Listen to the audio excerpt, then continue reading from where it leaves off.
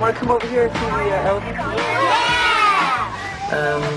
I feel totally at home with them. I can talk to them one-on-one because they don't judge you. You know, they're not looking for anything. They just want to have some fun, you know. And that's the same with myself. And I can connect to that, you know. I can understand that. And the fact that I missed out on so much as a child. As soon as they come in the room, for me, the room lights up. I like the sound it makes. That's great. That's great. They're really funny. Oh my God, they're funny. Didn't one of them say something funny to you yesterday about... Yeah, one of the boys said to me, he said, he saw all the rides and all the amusements, and he said, Michael Jackson, you own all of this? I go, yeah. He said, you paid for all of this? I said, yeah, I did. And you still have money left over? That's exactly what he said to me. I said, yeah. I said, yeah. He goes, I can't believe it. He said, I can't believe it. That's exactly what he said. He was amazed that I still had money afterwards. We're Make-A-Wish staff members, and we are escorting all the Wish families that came to meet Michael. It's just great to be a part of it and see how happy they are.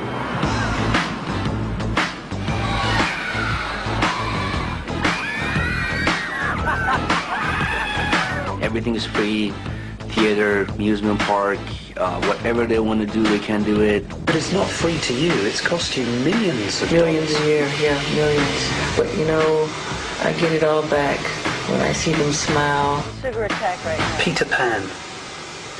I've been in the house, I've seen the statues outside the house. Why is Peter Pan a figure of such interest and inspiration to you? Because Peter Pan, to me, represents something that's very special in my heart. You know, he represents youth, childhood, never growing up, magic, flying, everything I think that children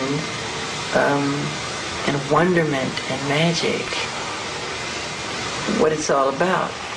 And to me, I just have never, ever grown out of loving that or thinking that it's very special. You don't want to grow up? No, I am Peter Pan. Oh, you're like a Michael Jackson. I'm Peter Pan in my heart. Do you think it would be true to say that you found friendship and inspiration in children that you haven't been able to find in adults? That's absolutely the truth. Really? Yes. Yes. I haven't been betrayed or deceived by children. Adults have let me down. Adults have let the world down. What you're seeing all took place on the day that Martin Bashir and his crew were filming at Neverland. You actually see him in several of the shots being taken by Jackson's camera crew. This was supposed to be a documentary to tell the truth, everything. And if it, I mean, who would bring somebody to his life and open up all the way and wanted to lie about it? You know, if you want to lie about it, don't even do it. You didn't have to do this documentary. Nobody forced them to do this documentary. After a full day spent with children from the Make-A-Wish Foundation at Michael Jackson's Neverland Ranch, what was Mr. Bashir's comment? We'll quote directly from his appearance on ABC's Primetime Thursday. One of the most disturbing things is the fact that a lot of disadvantaged children go to Neverland. It's a dangerous place for a vulnerable child to be. Now, I'm not saying that I saw any evidence of Michael Jackson being involved sexually with any children. Quite the contrary. But what I am saying is that children who are vulnerable should not be going into the house of a billionaire superstar where they sleep in his bed. As we said, that was Bashir's comment heard on TV by millions of people. But what did Bashir say to Michael Jackson about this day at Neverland? Let's take a look at the footage that was captured by Michael's camera, documenting the interviews. The problem is, you see, nobody actually comes here and sees it. But I was here yesterday, and I saw it. And it's nothing short of a spiritually kind thing. He does it all the time. I know, but I've told him. I know. A lot of people see it, but they never talk about it. And I've said this to him. And what I wanted to convey is those two things. Yeah. And what we've had the privilege of doing this week is not only talking about the musical genius, but about what we saw yesterday, which was incredible. The woman you see has been Michael's makeup artist for over 20 years. After listening to the glowing praise Bashir had for Michael in this interview, she had a very hard time believing he could call Neverland a dangerous place for children. I've never read about that. I didn't even... It's so hard for me to imagine that Michael opened up the gates not only to Neverland, but to his heart, to Bashir. And I really thought that Bashir got it. It's getting worse. And he does, I mean, I can't tell you, I know Martin. You never see anybody talk about that stuff. That pepper around a bit, so a bit. But when Michael's talking, but when he's talking about the things that he's passionate about, it's obvious that it's in his eyes. This is what's in his heart. People usually don't ask these questions. That's it. And if they do, they don't make it in the papers. They don't make it on the interviews. It's all the negative stuff. Stupid rumors. And they cut questions out, and they just make it. That's why he doesn't even do interviews anymore. They twist everything. From the moment I met him, I mean, I remember.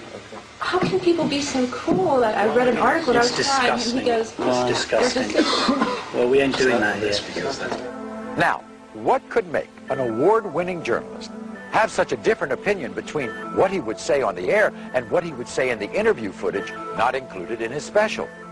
It appears that after Mr. Bashir had called cut for his own camera crew, he may well have forgotten that Michael's camera was still recording his every word, a possibility supported by a written request from both him and the producers of his special to make Michael's footage available for their review. The different opinion expressed by Mr. Bashir regarding the safety of the underprivileged children who visit Neverland is only the first of several contradictory moments captured on tape, all of which you will see and hear on this program. When we come back, an exclusive interview with Michael's ex-wife. As much as I do not speak about my family, I will. Right now. Michael makes a long overdue confession. You had sex with Debbie. Yes. I know that's difficult for me to say because you're so embarrassed. But you actually had sex with her. You can see those children. Yes. And Debbie tells us about the result. And then his son was born. And the look on his face. Plus, a very surprising revelation from Michael's private cameras. All when we return to the Michael Jackson interview. The footage you were never meant to see.